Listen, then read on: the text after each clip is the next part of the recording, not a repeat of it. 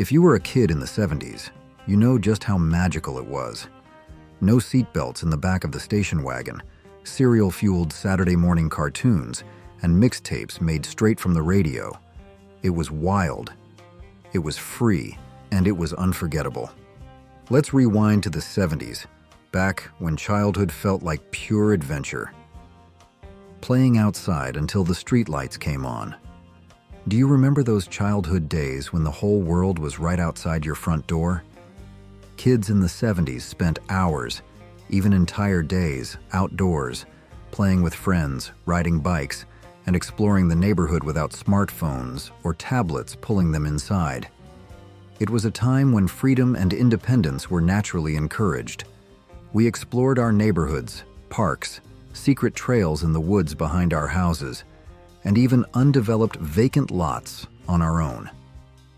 The feeling of the wind through your hair as you rode a bike downhill with no brakes, the sound of bike wheels grinding on gravel, or the smell of freshly cut grass and damp earth after a rain, all were part of an unforgettable sensory experience. There were no rigid schedules, no adults supervising every step. Hide and seek, tag, or simply sitting together on the sidewalk sharing secret stories, all happened under the sun and in the fresh air.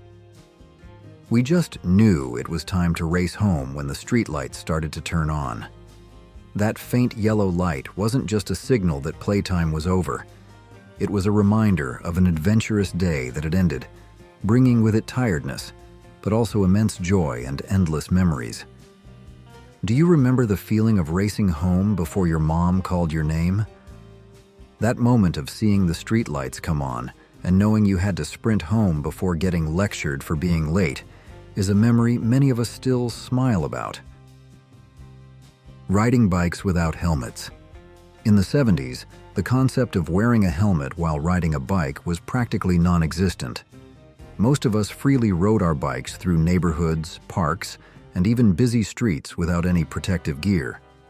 We felt like professional cyclists on our old bikes, with the wind blowing through our hair and a sense of invincibility. Bikes back then were often simple, without too many gears or modern disc brakes. Many kids loved mountain bikes or bikes with long banana seats, which gave them a cool look and a comfortable feel while cruising. Scratches, bruises, and sometimes even broken bones, the marks of those fateful bike falls, were considered an indispensable part of learning and growing up. They were badges of honor that we showed off to friends, proof of daring adventures and a courageous spirit. Our parents weren't as worried as they are now. They trusted in their children's ability to figure things out and learn from their mistakes. This is completely different from today, when helmet laws and safety campaigns emphasize the importance of protecting young cyclists, making cycling much safer now, but perhaps also taking away a bit of that childhood wildness.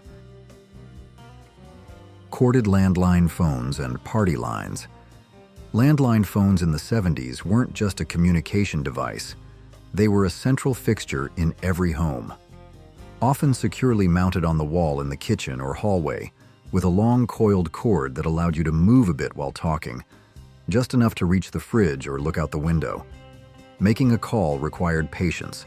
You had to dial each digit one by one on the rotary dial, and if you dialed incorrectly, you had to start all over again. The distinctive clack-clack sound of the dial and the characteristic ring-ring of the phone bell were familiar sounds in every household. Calls were often not private within the home, as phone cords were usually long enough for everyone in the family to accidentally or intentionally eavesdrop. A busy signal was a common annoyance, forcing you to try multiple times if the other line was in use. But even more unique were party lines. If you lived in a small town, chances are you shared a phone line with neighbors. That meant you could pick up the phone and hear their conversations, or they could hear your families. It was both an inconvenience and a way for communities to be closer, though sometimes with a bit of lost privacy. Manually changing TV channels. To change TV channels in the 70s, you couldn't just pick up a remote and press a button.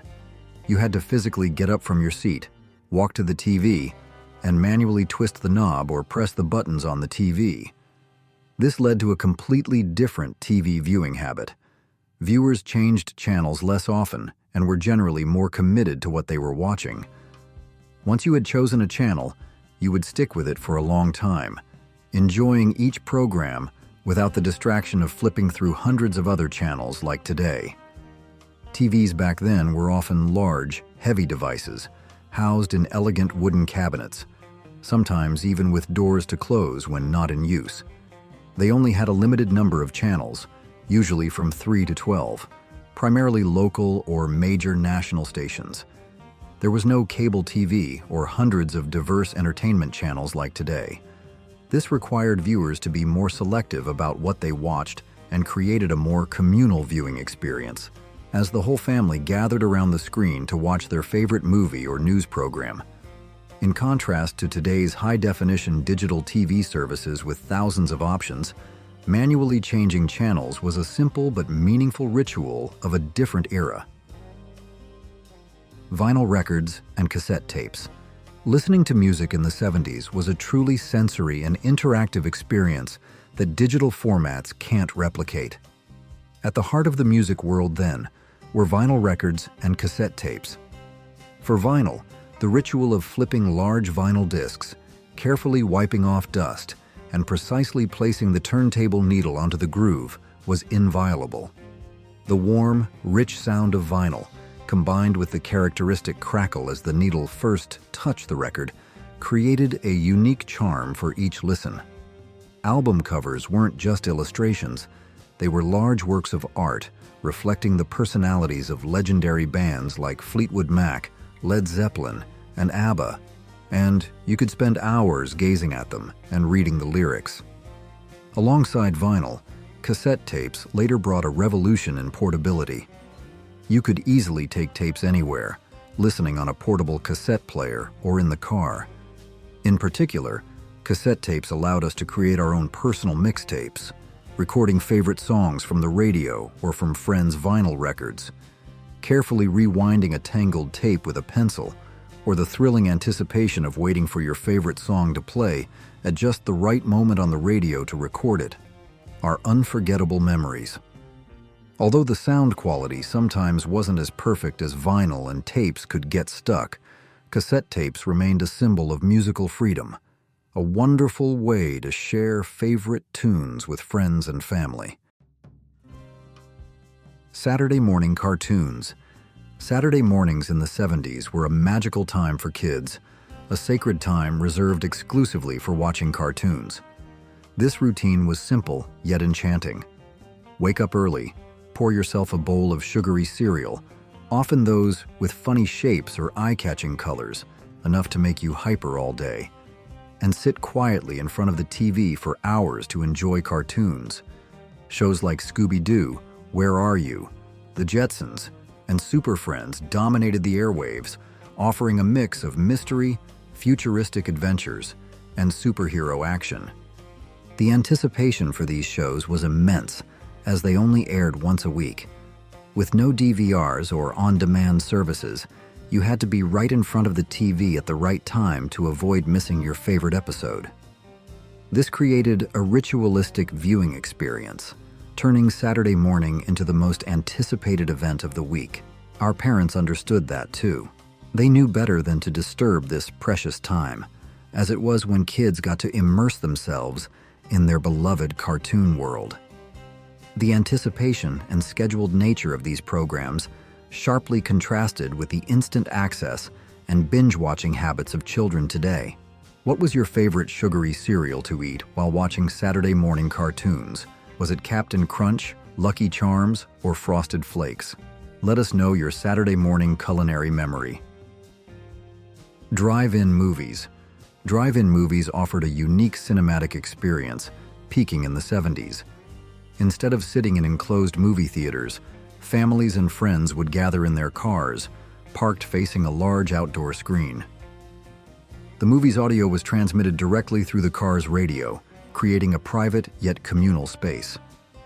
The feeling of watching the latest movie under the stars, with the cool summer evening air and the sounds of laughter and chatter from surrounding cars, was an unforgettable experience. Drive-ins weren't just for watching movies. They were an ideal date night for couples, a special outing for families, or a fun gathering spot for groups of friends. You could bring your own snacks, warm blankets for when it got chilly, and even pillows for extra comfort. The moment the car headlights were turned off, the large screen lit up, and the movie began, brought a sense of excitement and thrill. Many drive-ins even had small playgrounds or snack bars where you could buy popcorn and sodas. Today, this has been replaced by modern multiplex cinemas and at-home viewing, but nothing can compare to the romance and freedom of an evening at the drive-in. Playing Atari. Playing Atari in the 70s revolutionized home entertainment, introducing the world to video games right in the living room. Before modern gaming consoles became household essentials, there was Pong, the game that launched the video game revolution. Released in the early 70s, Pong was incredibly simple. Two players controlled paddle-like lines to hit a square ball back and forth, simulating table tennis. At the time, it was nothing short of revolutionary. The thrill of controlling that small dot on the screen was an entirely new experience, capturing the imagination of millions. After Pong, other simple but addictive games like Space Invaders and Asteroids quickly dominated the market. These games were very basic, with rudimentary graphics and limited controls, but they offered a new way to interact with technology. The Atari 2600 brought the arcade experience into the living room, making gaming more accessible to every family. For kids in the 70s, these simple gaming consoles were the first gateway into the digital world, providing hours of entertainment and a sense of conquering new challenges. Today, those games might look outdated, but at the time, they were cutting-edge technology, the spark that ignited the entire gaming world. Shag Carpeting. Shag carpeting was a distinctive and unmistakable feature of 70s interior design. Characterized by long, soft fibers and often vibrant colors, this type of carpet brought a cozy, luxurious, and a bit groovy feel to living spaces. You could find shag carpeting almost everywhere, from living rooms to bedrooms, and even bathrooms, with popular colors like avocado green, burnt orange, earthy brown, and mustard yellow, reflecting the era's natural and nostalgic palette. The feeling of walking barefoot on the soft carpet, with long fibers running through your toes, was a very characteristic 70s experience. It wasn't just a decorative item, it was part of a lifestyle, symbolizing comfort, freedom, and a bit of bohemian flair. However, maintaining these carpets was quite difficult. Their thick, long fibers easily trapped dirt, accumulated dust, and were hard to clean, making vacuuming a real challenge. Nevertheless, shag carpeting remains an unforgettable symbol of the era, reminiscent of colorful rooms, beanbag chairs, and lava lamps, creating a living space full of personality and warmth. Metal lunchboxes. In the 70s, metal lunchboxes were an indispensable item for every student. They weren't just containers for lunch. They were a means of expressing personal interests and even social status. These boxes had colorful, durable designs and were often adorned with images of popular cartoon characters, superheroes, or movies of the time like Star Wars, The $6 Million Man, or favorite bands. Each lunchbox was a personal statement, a way to show off what you loved to your friends at school. Inside the lunchbox, there was often a matching thermos, keeping water or milk at the desired temperature. The characteristic clink sound when you unlocked or closed the lunchbox, along with the cool metallic feel, was part of the daily experience. Metal lunchboxes were very durable, tough enough to withstand being tossed into lockers or carried across the schoolyard. Although today's lunchbox solutions focus on practicality and sustainability, prioritizing insulated and eco-friendly materials, metal lunchboxes remain a cherished collectible and a symbol of an era when lunch was also a part of your personality. Mood rings. Mood rings were an extremely popular and fascinating trend in the 70s, attracting many with their magical ability, changing color based on the wearer's body temperature. It was believed that this color change could reflect their inner emotional state. Scientifically, the secret lay in the liquid crystals inside the ring's stone.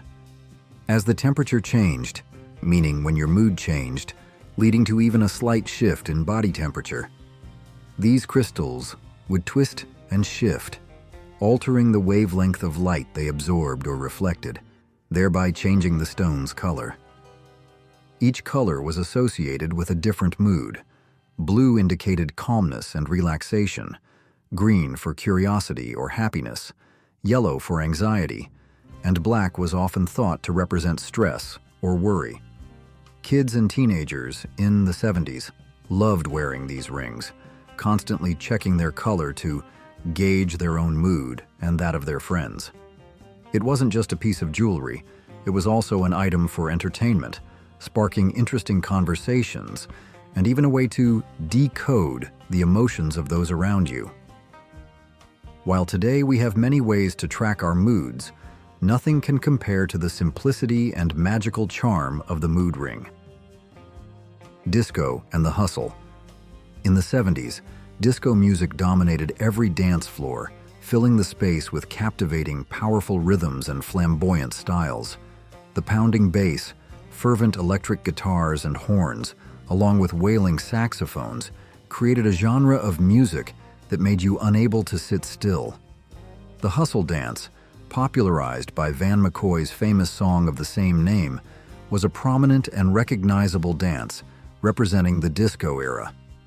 Everyone, from children to adults, tried to learn these complex yet energetic steps, turning the dance floor into a space full of joy and freedom. Disco's influence extended beyond music into fashion and lifestyle. Wide bell-bottoms, towering platform shoes, shimmering satin shirts, metallic outfits, and glittery accessories became symbols of the era. Voluminous, intricately styled, hair like feathered hair was also an indispensable part of the disco look. And of course, we can't forget the disco ball, mirror ball. It was the centerpiece of every disco party, slowly rotating and scattering thousands of glittering light beams across the room, transforming any space into a vibrant and ethereal dance club. Disco wasn't just a genre of music or a dance, it was a cultural phenomenon, a colorful and constantly moving lifestyle. Manual typewriters. Before personal computers and digital keyboards became common, manual typewriters were indispensable in every office and many homes. Operating a typewriter required significant physical effort. Each time you press a key, a lever would be activated, striking the ink ribbon to print a character onto the paper. The steady clack-clack of the keys, the ding signaling the end of a line, and the whoosh sound when pushing the carriage back to the beginning of a new line were familiar sounds, creating a symphony of focus and patience. If you made a typo, correcting it wasn't as simple as hitting delete on a computer.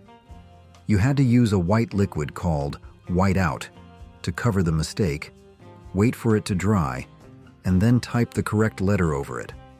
Or worse, if the mistake was too big, you had to retype the entire page. Unlike today's soft keyboards and touchscreens, manual typewriters provided clear and satisfying tactile feedback. Each keystroke was deliberate, creating a sense of accomplishment as you saw crisp lines of text appear on the paper. It was a slower way of working, requiring precision and patience, but also brought a special satisfaction upon completing a document. Waiting for photos to develop. In the 70s, taking a photo was just the beginning of a multi-step process, requiring patience and anticipation. After finishing a roll of film, you couldn't immediately see the results. The film needed to be developed and processed, a task that required bringing it to a professional lab, or for enthusiasts, setting up a darkroom at home. The waiting time could range from an hour, for the then new 1-hour photo services, to several days, or even weeks if you mailed the film away. The feeling of anticipation when you returned to the store to pick up your developed photos was indescribable. You wouldn't know if the captured moments were successful, if anyone had their eyes closed, or if the image was blurry. When the photos were developed, they were tangible prints, something you could hold, share, and carefully place into photo albums. Each photo was a specific memory, cherished and not lost among thousands of digital photos, like today. Sitting and flipping through old photo albums, reliving moments meant just for us, not for likes and comments, was a very personal part of childhood. Wagons without seatbelts. If your family had a station wagon in the 70s, chances are you spent half your childhood sitting in the back seat without seatbelts or any safety concerns. Station wagons weren't just a means of transportation. They were mobile playgrounds, especially those with rear-facing jump seats. That's where you and your siblings could sit facing each other, or face backward to make faces at the drivers behind you. The feeling of freedom to move around the car, unrestrained by seatbelts or car seats, is something kids today would find hard to imagine. On long trips, the back seat of a station wagon became a children's kingdom, where they could play, read, comics, or even nap undisturbed.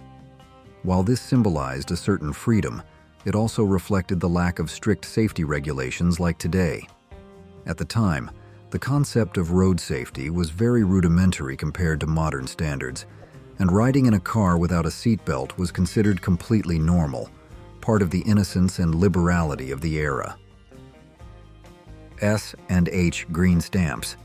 This was a quintessential shopping culture of the 70s that many housewives and children were familiar with. Your mom probably had a drawer full of these little green stamps. Every time you shopped at participating grocery stores, gas stations, or department stores, you would receive these stamps proportionate to the amount you spent. They were like a small currency, accumulated from daily transactions. If you were lucky, you got to help mom lick them and paste them into special redemption books. It was a meticulous but joyful task, similar to collecting baseball cards. The feeling of contributing to the family's treasure and dreaming about the items you could redeem was a very special experience. Instead of trading for famous baseball players, you were saving up for a new toaster, a set of glass tumblers, or even a new nightlight for your room. It was a form of loyalty program, teaching kids about the value of saving and patience, bringing joy as a big goal slowly came to fruition. Candy cigarettes and glass soda bottles. In the 70s, a trip to the corner store was like stepping into a candy wonderland full of colors and flavors. We had all sorts of unique and exciting candies, from Pop Rocks that crackled in your mouth for a thrilling sensation to Fun Dip with its colorful candy powder and dipping stick. But we can't forget candy cigarettes, a rite of passage for every 70s kid. They were designed to look exactly like real cigarettes, even with powdered sugar at the tip, so you could blow smoke like an adult, creating a pretend game that would never be allowed today for health and ethical reasons. As for soda, Tab was a popular diet drink, but the most classic was still Coca-Cola in glass bottles. The distinctive pop sound when you opened the cap, the cool feel of the glass in your hand, and the refreshing taste of soda in a glass bottle was a completely different experience compared to today's plastic bottles. Even milk was often delivered in glass bottles and served at school. Those trips to the corner store weren't just for shopping. They were small adventures where we discovered new flavors and formed sweet childhood memories. Outdoor games, kick the can, red light, green light, foursquare. In the 70s, playing outdoors wasn't just an option, it was a lifestyle. Kids spent hours playing with friends, exploring the neighborhood without smartphones or social media pulling them indoors. Instead, we had the joy of unstructured adventures, soaring imaginations, and endless possibilities. These games not only brought laughter, but also helped build teamwork, creativity, and resilience. Kick the can. Do you remember the thrilling feeling of playing kick the can? This game was an exciting combination of hide-and-seek and tag, with an old can placed in the center. One player would be it and had to guard the can, while others hid. If the person who was it found and called someone's name, that person would be caught and sent to jail. But the magic was, if anyone was still free, they could sneak up and kick the can hard, freeing all their trapped friends. The dry clang of the can and the joyful shouts as everyone was freed were characteristic sounds of childhood. This game required agility, teamwork, and a bit of daring, turning every alley and garden corner into a dramatic battlefield. Red Light, Green Light was a simple yet captivating game where patience and reflexes were tested. One player would stand facing a wall or tree, shouting, "Red light, green light," while the other players tried to move closer to them. When the caller stopped and turned around, all other players had to freeze like statues. If anyone was caught moving even a little, they would be out of the game. The tension of trying to balance and not budge, along with giggles when someone couldn't hold still, made this game memorable. It taught us about self-control and self-regulation in a free and unrestrained play space.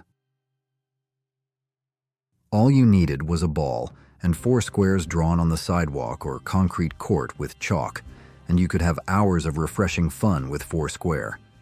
Each square was numbered from 1 to 4, representing the player's rank. The player in square 4, the king square, would start by bouncing the ball into another player's square. The goal was to make the opposing player unable to return the ball according to the rules. The ball had to bounce once in their square. If you hit the ball out, or it bounced too many times, or you couldn't hit the ball, you would be out and had to yield your spot to the next player, or move down to square 1. This game trained agility, quick reflexes, and hand-eye coordination, while also creating lively, friendly competitions. These games, along with countless other outdoor activities, shaped a generation in unique ways, teaching us how to connect with friends and the world around us without needing technology. It was an era where our memories remained vivid and beautiful. Learning everything the hard way, no Google. Before Google and the internet became infinite treasuries of knowledge, finding information in the 70s was a completely different process, and sometimes quite difficult. If you wanted to learn something, you couldn't just type a few keywords and get instant results. Instead, you had to rely on specific resources. You could ask someone older who had experience or knowledge about the matter. The main source of information for learning and research was massive encyclopedias, like World Book or Britannica, often prominently placed in the living room or library. Finding information meant you had to flip through pages, read small print, and patiently look up the index. Or you had to go to the library, spending hours rummaging through books, magazines, and card catalogs to find the materials you needed. For practical matters, you had to try and fail until you got it right. Learning through real-world experience, especially when things were messy, erroneous, was a different kind of education. It taught us perseverance, problem-solving skills, and that knowledge often stayed with you longer because you had put in the effort and experience to acquire it. No social media pressure. One of the greatest things about childhood in the 70s that kids today will never understand is the absence of social media pressure. We didn't have to worry about documenting and posting every moment, every meal, or every activity online to get likes and comments. Life was lived fully in the present moment, not through a phone camera lens. Memories were ours to keep and share with those closest to us, family and close friends. I loved flipping through old photo albums, knowing that those moments were captured just for us, not for external display or validation from strangers. Without social media, children and teenagers were less affected by FOMO, fear of missing out, or the pressure to achieve a perfect standard presented online. We were free to be ourselves, without being compared to idealized images or getting caught in a spiral of self-validation. The absence of social media fostered real, deeper connections and a simpler, more authentic childhood. Childhood in the 70s was a time of simplicity, connection, and creativity. We lived in the moment, created real memories, and enjoyed the freedom to be ourselves. These experiences shaped a generation in unique and profound ways.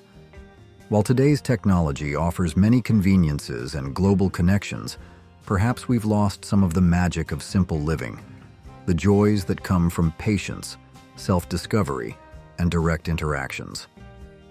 13 Things people get wrong about the 1970s. What images pop into our heads when we think about the 70s?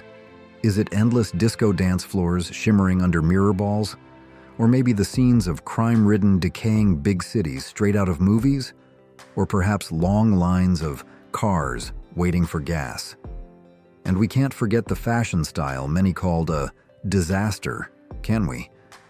While we often have specific memories and images of the 70s, the truth is usually far more complex.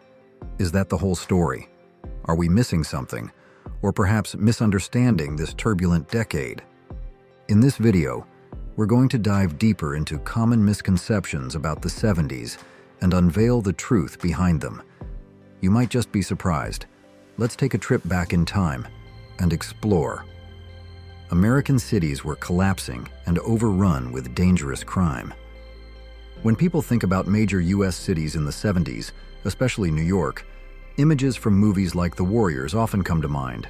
A grim picture of dilapidated neighborhoods, rampant gangs, out-of-control crime, and a seemingly helpless police force. It felt like these urban centers were on the verge of complete collapse. But was the situation really that bad? The truth is, while crime did increase in the 70s, the more dramatic rise actually happened in the 60s. Data shows crime increased 126% in the 60s, compared to 60% in the 70s. In fact, the violent crime rate in the U.S. in 2013 was even higher than in 1978. This doesn't mean the 70s had no crime problems, but the picture often painted is overly pessimistic.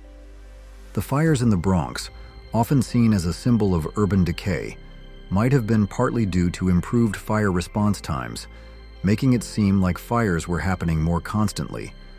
More importantly, alongside that dark side, 70s cities also had an incredibly vibrant underground art scene and a booming, diverse culture. There was a unique sense of freedom that today's rigidly planned cities can hardly match. New York, for instance, wasn't just about crime.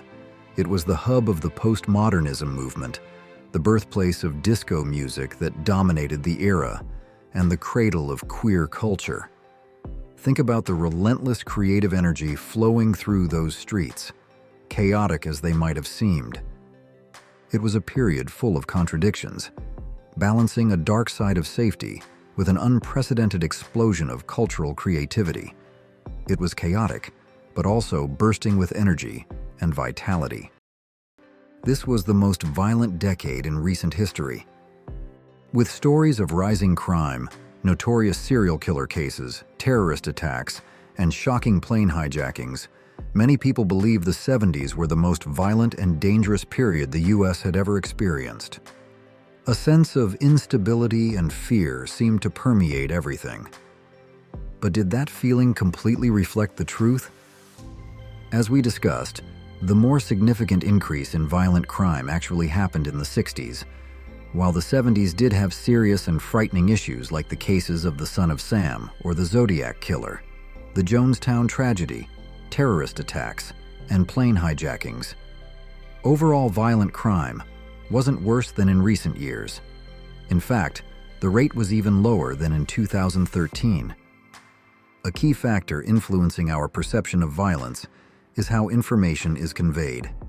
Today, with the internet and social media, we are exposed to news about crime and violence more frequently, faster, and often with less filtering or context than before. Remember, back then, news about violence was mainly confined to a 30-minute evening TV broadcast. You weren't constantly seeing gruesome incidents popping up on your phone or computer screen all day. This can make us feel like the world today is more violent, when the reality is much more complex. It's true that the 70s had frightening aspects, especially for those living in big cities or directly affected by crime. But the feeling of the world is more violent now might be influenced by the non-stop stream of information we receive every day. Growing up without the internet, with less direct exposure to violence from the outside world, could provide a different sense of safety. What do you remember most about the 70s? Leave a comment below. The truth is, the concept of the me decade is an oversimplification and certainly not true for everyone. It's true there was a shift towards self-exploration and self-care, but this can be seen as a result of disillusionment after the major social change efforts of the 60s didn't achieve the desired results. When big ideals faced difficulties, people turned inward to find meaning. Much more importantly, social movements continued strongly in the 70s, just perhaps less loudly or in different forms than in the 60s. The gay rights movement became prominent after the Stonewall riots in late 1969 and continued to grow strongly. The feminist movement achieved significant legal progress, like the Equal Pay Act or the Violence Against Women Act, and almost passed the Equal Rights Amendment, ERA, a struggle that lasted throughout the decade. Worker movements and movements for the rights of Black and Asian Americans also had important struggles to protect and reclaim their rights. Personal self-expression in style, art, or life choices in the 70s can also be seen as a form of personal liberation, breaking traditional constraints, rather than just pure selfishness. Compared to today, every generation has a certain level of self-focus. Criticizing the 70s as solely the me decade isn't entirely fair. Thank you for watching. To continue with more content, comment yes to let us know you're still following. The 60s abruptly ended on January 1st, 1970. Many people think the 60s, with its image of hippies, peace and love, and major protest movements, was a period completely separate from the 70s, often seen as the era of punk rock, disco, and personal chaos. As if, on New Year's Eve 1969, everything suddenly changed completely. But the reality was different. The truth is, the 70s were a continuation and transformation of the 60s. Many of the major political and social trends of the 60s carried strongly into the early 70s. The Vietnam War, a central focus of the 60s, didn't actually end until 1975. Anti-war songs continued to be released and become popular in the early 70s. The anti-war movement didn't just disappear, it lasted until 1973. Many of the biggest rock bands of the 70s, those musical icons of the era like Led Zeppelin, actually started their careers in the late 60s. Some historians even argue that the hippie movement and its cultural influence perhaps reached its peak in the 70s itself, as the lifestyle and mindset became more mainstream. However, the idealization of the 60s gradually faded, giving way to disillusionment and personal searching in the 70s. Tragic events like the Altamont concert or the Manson family murders are seen as symbols, showing how the hippie dream collided with harsh reality. It was a complex transitional phase, where the grand ideals of the 60s had to face and transform within the new social and economic context of the 70s. Technology in the 70s was too backward, life was primitive. Many young people today, looking back at the 70s, think it was a completely pre-digital era. No smartphones, no internet, no social media, no Netflix. Life seems too primitive, lacking convenience and technological excitement. But the truth is, many technologies we consider modern today took their crucial first steps in the 70s. It's true life was very different from now, but the 70s were by no means backward in that sense. Many revolutionary technologies were born or started becoming popular in this decade. The first mobile phone call was made in 1973. The first personal computers appeared in the 70s, paving the way for the computer revolution later. Video games became a cultural phenomenon, with the first home game console released in 1972. Cable television also began to spread, expanding home entertainment options. And let's remember those iconic technological items, simple but providing unique experiences. The rotary dial telephone wasn't just a communication tool, it was the center of the family, where people waited for important calls. The click, click, click sound when you dialed a number still lingers in many people's memories. The vinyl record player was the soul of music, bringing a warm sound quality and a physical experience when you placed the record on the machine. The Polaroid camera brought the magic of instant photos. The feeling of anticipation waiting for the image to gradually appear on that white square film is something digital cameras can hardly replace. And those 8-track tapes allowed you to take music everywhere, even if changing tracks was a bit clunky. These technologies, though rudimentary by today's standards, were major breakthroughs at the time and brought their own unique joys and conveniences to life. The 70s were a period that saw the important seeds of the digital age. Kinuri for day. Watergate ruined the Republicans. When people hear the word Watergate, most instantly think of political scandal, and for good reason. It was such a seismic event in American politics that we still attach "gate" to any scandal today, even though the original had nothing to do with water. Watergate was actually the name of the hotel where it all went down. In 1974, the scandal rocked the nation so hard that President Richard Nixon became the first U.S. president to resign from office. He stepped down not out of humility, but to avoid a near-certain impeachment. And conveniently, by resigning, he cleared the path for his vice president, Gerald Ford, to take over and later pardon him, sparing Nixon from potential prosecution. You might think this would have completely destroyed the Republican Party, but here's the twist: it didn't. Sure, the GOP took a hit in the short term. Democrats cleaned up in the 1974 midterms, and Jimmy Carter won the presidency in 1976. But the long game told a different story. In the years that followed, the Republican Party reinvented itself. The moderate voices faded, and a more hardline conservative identity emerged, one that set the stage for Ronald Reagan's 1980 landslide and shaped GOP politics for decades to come. The 70s had the worst style: fashion, interior design. This is definitely a common misconception. When the style of the 70s is mentioned, the first images that pop into many people's minds are thick shag carpets, eye-watering bright interior colors like avocado green or harvest gold, dark wood paneling, and fashion featuring wide bell-bottom pants and open-chested shirts. Many call the 70s the era of dead aesthetics, but here's the fun truth. Every decade has its fashion fails or designs that we look back on and find amusing, and the 70s were no sole exception. However, many designers and true fashion lovers actually consider the 70s to be one of the greatest decades for fashion and design. Can you believe it? A lot of design trends from the 70s are making a comeback and strongly influencing modern style today. The wildness and boldness in 70s style was actually the result of a strong shift towards individual self-expression. This was sparked by the liberation movements of the 60s.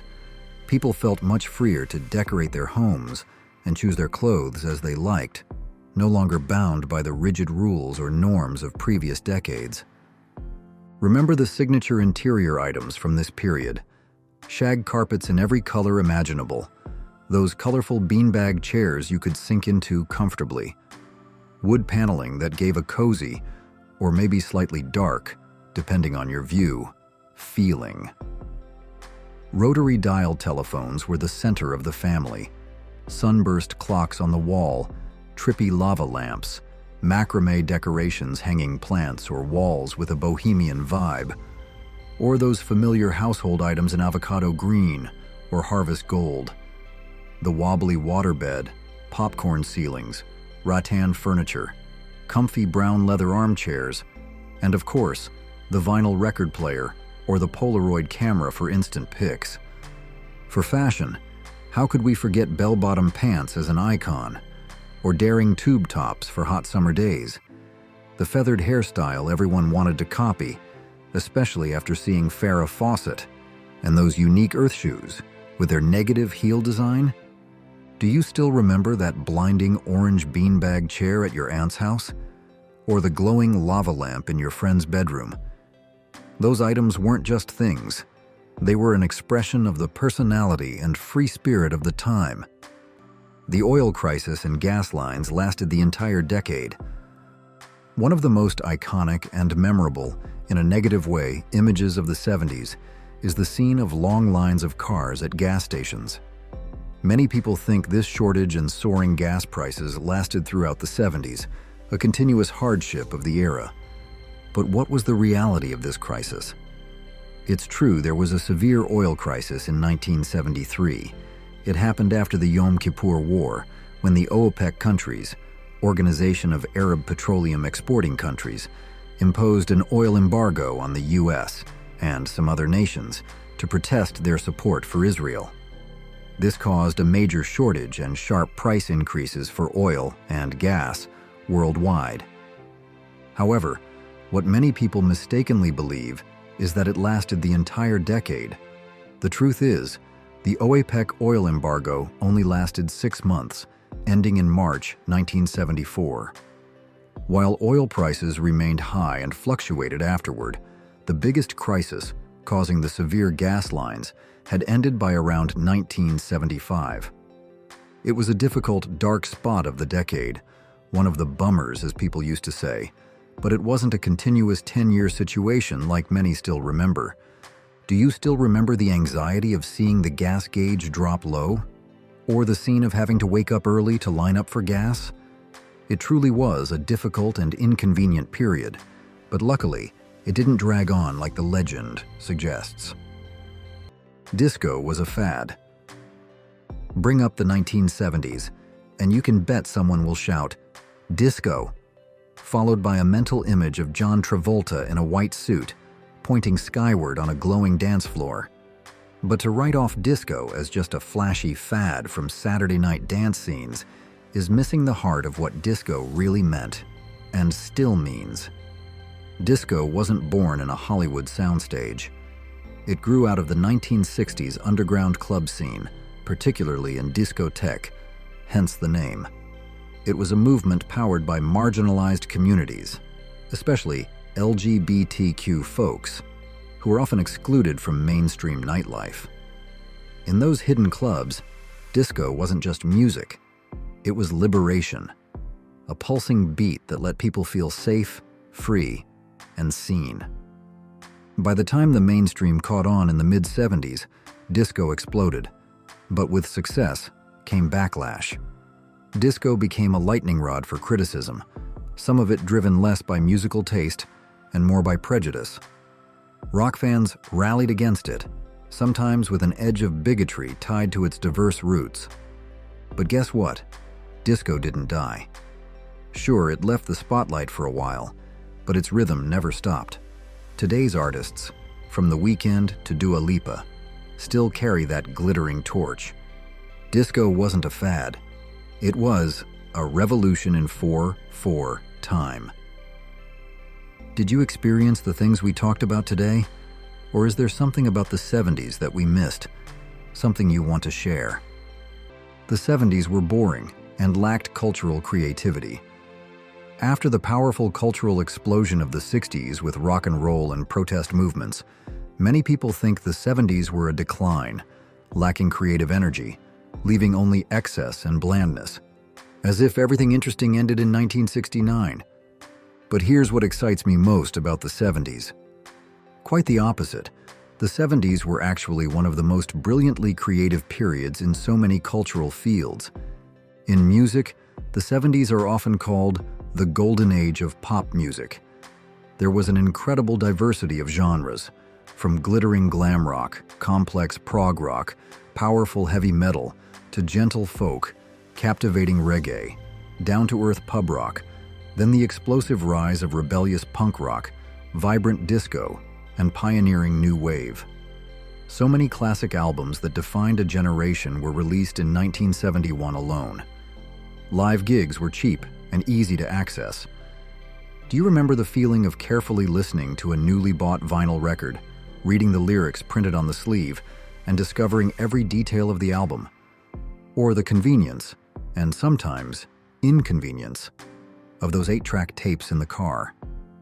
Cinema also experienced a golden age of Hollywood in the 70s. The emergence and development of great directors like Steven Spielberg, Francis Ford Coppola, George Lucas, and Martin Scorsese shaped modern cinema. A slew of iconic, classic, and long-lasting influential films were born. Jaws, The Godfather, Star Wars, Taxi Driver, Annie Hall. Visual arts also saw the development of many important artists who started their careers, like Basquiat, Jeff Koons, and Keith Haring. Television? That was the golden age of Saturday morning cartoons. The whole family gathering in front of the TV on Saturday mornings was an essential ritual. Cartoons like Scooby-Doo, Where Are You?, The Jetsons, Super Friends were the childhood of a whole generation. Then there were iconic family sitcoms like Happy Days, set in the 50s, but a product of the 70s. The Brady Bunch, The Partridge Family. Groundbreaking and incredibly engaging educational shows like Schoolhouse Rock, with catchy songs to help you learn grammar, math, or history. Or The Electric Company, featuring a young Morgan Freeman, teaching you to read and understand words creatively. And we can't forget variety, iconic shows like Charlie's Angels with beautiful and action-packed female detectives, or The Muppet Show full of humor and famous guests. Do you remember the feeling of having to watch TV on a fixed schedule? No binge watching like now? Or the feeling of waiting for the images on film strips to change with that beep sound in class? Games also had major breakthroughs. The birth of the first video games like Pong started a whole revolution. The first home game consoles appeared in the 70s, paving the way for the computer revolution later. Video games became a cultural phenomenon, with the first home game console released in 1972. Cable television also began to spread, expanding home entertainment options. And toys? Who could forget the big wheels for fast rides? Stretch Armstrong, who stretched. The Trapper Keeper, late 70s, to help you organize everything at school. The Fisher-Price Chatter. Telephone you pulled around the house? The 70s were far from boring. It was a period where creativity truly blossomed on all cultural fronts, shaping many things we still love and remember today. The 70s were the me decade, where everyone was only concerned with themselves. The concept, the me decade, is often used to describe the 70s as a period where people shifted focus from the social change of the 60s to personal searching, therapy, and self-expression. Many see this as a sign of selfishness after the large movements subsided, but is labeling an entire decade this way overly simplistic? Other misconceptions about the 70s. Besides the major misconceptions we've just analyzed, the 70s also have some other misunderstandings we should clarify. Children were safer back then. Many people who grew up in the 70s remember a childhood of playing freely outside, cycling everywhere, coming home when the streetlights came on without worrying as much as parents do today. They see this as proof that it was safer back then. But the truth is that freedom often came with much higher risks of accidents. Car accidents happened more frequently and were more severe due to loose safety laws, no mandatory seatbelts, unsafe child seats. Playground accidents were also more common with dangerous metal equipment and hard asphalt surfaces. And toys like trampolines without surrounding nets also posed many dangers. Safety regulations in general were loose or non-existent for many things related to children. Today, child safety is much more prioritized, from car seats and playground design to toys.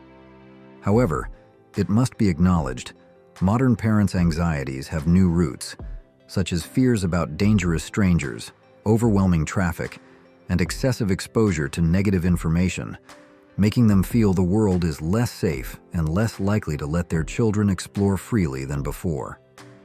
Divorce rates skyrocketed and destroyed the traditional family structure.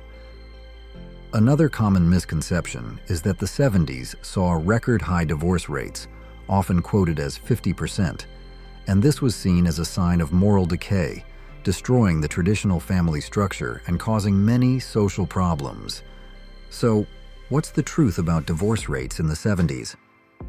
It's true that the divorce rate did increase to higher levels in the late 70s, peaking at about 5.3 cases per 1,000 Americans in 1979. This was a significant increase compared to previous decades. However, the main reason behind this increase is often overlooked.